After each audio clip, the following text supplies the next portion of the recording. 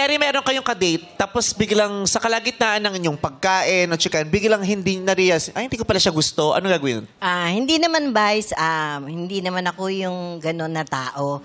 Siguro, tatapusin namin yung kain at usapan. Pero siyempre, meron akong hindi gusto sa kanya. Hindi niyo naman tatalikuran. Hindi ko naman siya tatalikuran. Hindi naman ako ganun, Vice. Yun po ang kasasabi. Pag hindi niyo daw gusto naman ako sinabing kinakausap ko siya, Seni, ha? Ikaw lang ang Mamaya gumawa tayo, nun, Seni, eh. sila nagigigil na rin ako sa'yo. Uuwi kang may brace sa leeg, ha? Sinasabi ko sa'yo, Seni. Ang sabi ko, hindi nakikisabat. Hindi nakikisabet. Parang may nabanggit kaninang tinatanong. Wala. Gawa mo lang. Meron, babasahin ko, ha? Let's all watch this. In-interview sila dyan, no? Oo.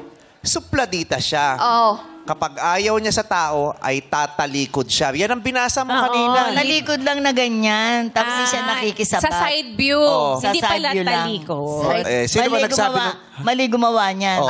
Sino gumawa niyan? Sino? Umamin kayo, Jay? Charot lang yun, charot. Mali yung ginawa. Ba't ba binasa? Nakasulat eh. Sino ngayon ang gumawa ng krimen? Di kayo. Sinong nagbasa? Di ba? Show nyo to? Bakit? Sinong guess? Hindi naman ako guess dito. Sino nagbasa? Ako.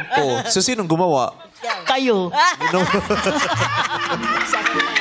Ligtas pa si nanay. Patay ka, Jay. Oo.